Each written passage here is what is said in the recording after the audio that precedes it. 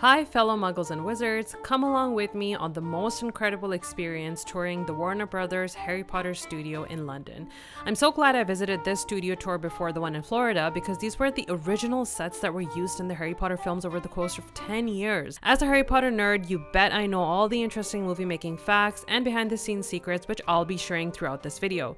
Make sure you stay until the end because there are 2 special Dark Arts performances that I've included and are taking place at the studio until November 5th. Here is the entrance to the studio, and as you can see from the very beginning, they've made the experience quite immersive by having the wands of all of the major characters from the films. Hi ho, up to Harry Potter we go. As you enter into the lobby, you're greeted by this beautiful and terrifying, made-to-scale Ukrainian iron-bellied dragon, which was showcased in the Deathly Hallows as Harry, Hermione, and Ron were trying to escape Gringotts. I wanted to start off the tour with a complete uniform from my house, Hufflepuff. Represent, woot woot! It's also the best house in the world, but you know, it's fine. We're not gonna hate against the Gryffindors. I didn't have a Hufflepuff tie, so I went to the gift shop and bought myself a really beautiful tie, and I was off to start my tour. Help please, for me please.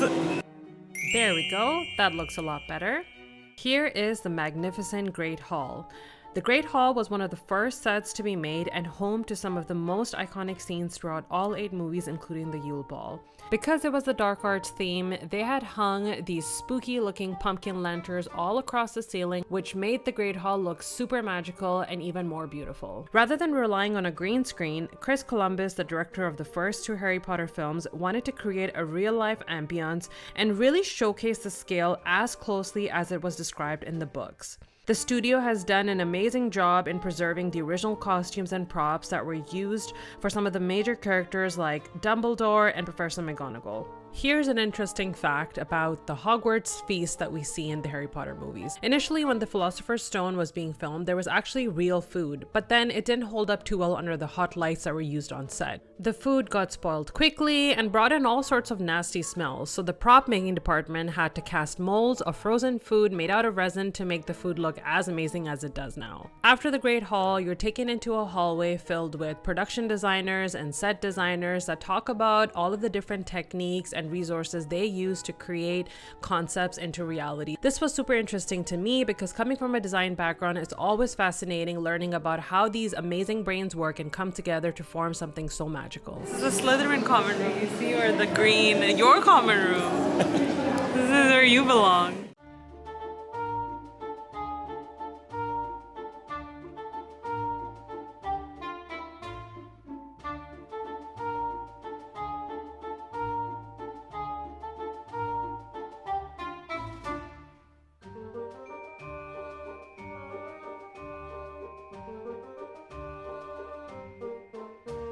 Here is the beloved Gryffindor common room.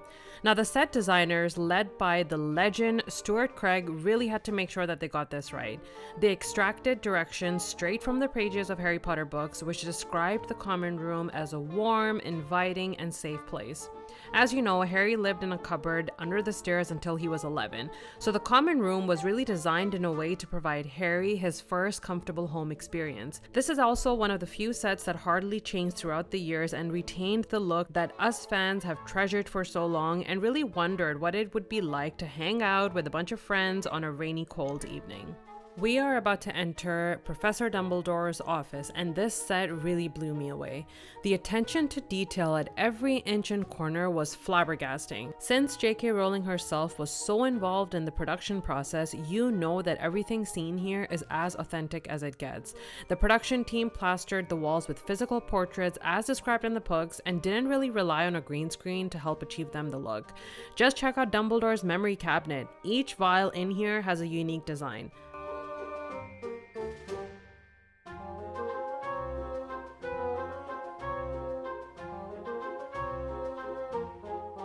Here we are at the potions classroom, and in order to make this set look as believable as possible, they actually made 500 bottles and lined them up across the walls and even made custom handcrafted labels for each of them. I can teach you how to bewitch the mind and ensnare the senses. Now off to Hagrid's hut. There was a really cool photo opportunity here which showed us how the filmmakers used the technique of forced perspective to really bring Hagrid to life. He was often positioned closer to the camera and seen using objects smaller than the normal size to really make him look bigger than he actually was. Here is the best house and the only one you wish you ever had, with self-washing pans and chopping knives, the Burrow. This is actually one of the 3 sets in the studio tour that was a recreation, and that's because the original set was actually burnt down, due to which they had to build it again. Because we did the studio tour during the Dark Arts edition, we got to see some really awesome Death Eater performances which we were able to capture here for you. So enjoy. Through to the Deathly Hallows Part 2. The look and feel of the Death Eaters was adapted throughout the Harry Potter film series. However, one element that didn't change was their menacing presence. Please make way for the Death Eaters.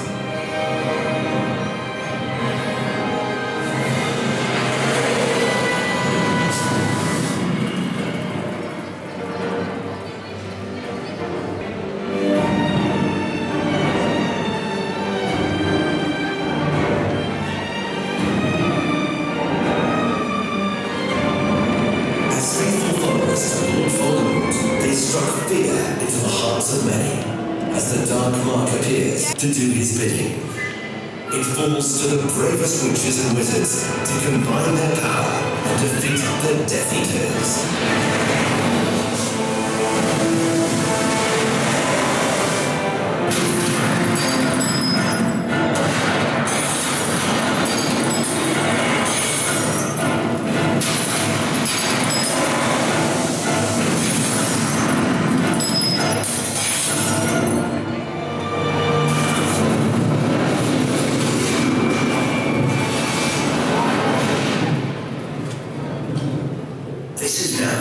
Opportunity to come forward and have your pictures with the Death Eaters.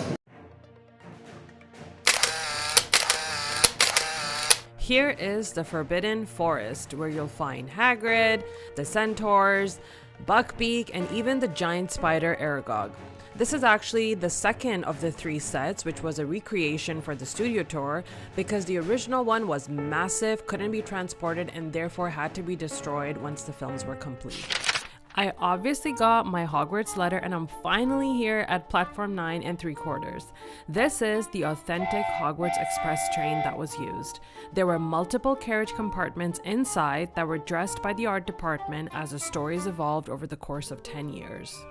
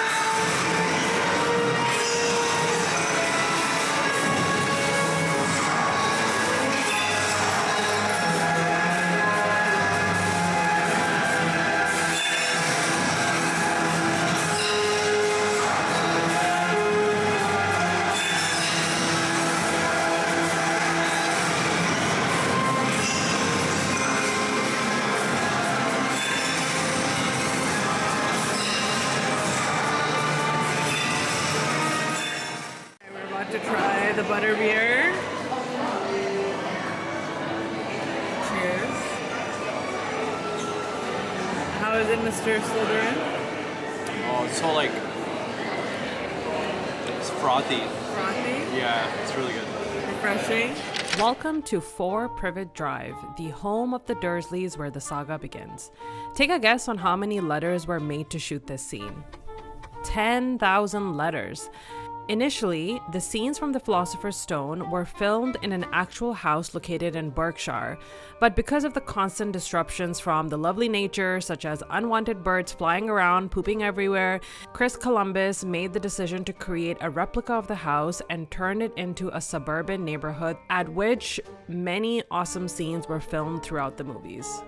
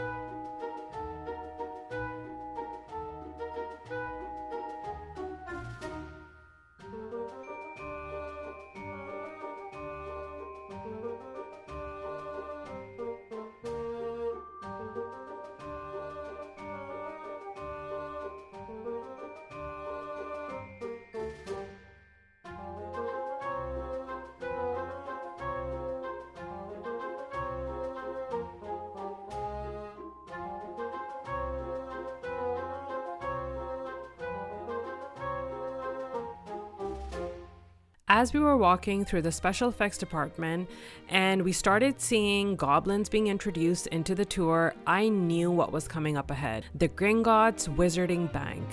This set had my jaw on the floor because of its grandeur. Everything you see in here, like these magnificent columns and this Renaissance-inspired floor that you think might be made of marble, is actually just made of paper with hand-painted veining and lacquer on top to seal it all in place. And these crystal chandeliers are not made of real crystals at all. They're actually just plastic hanging from the ceiling.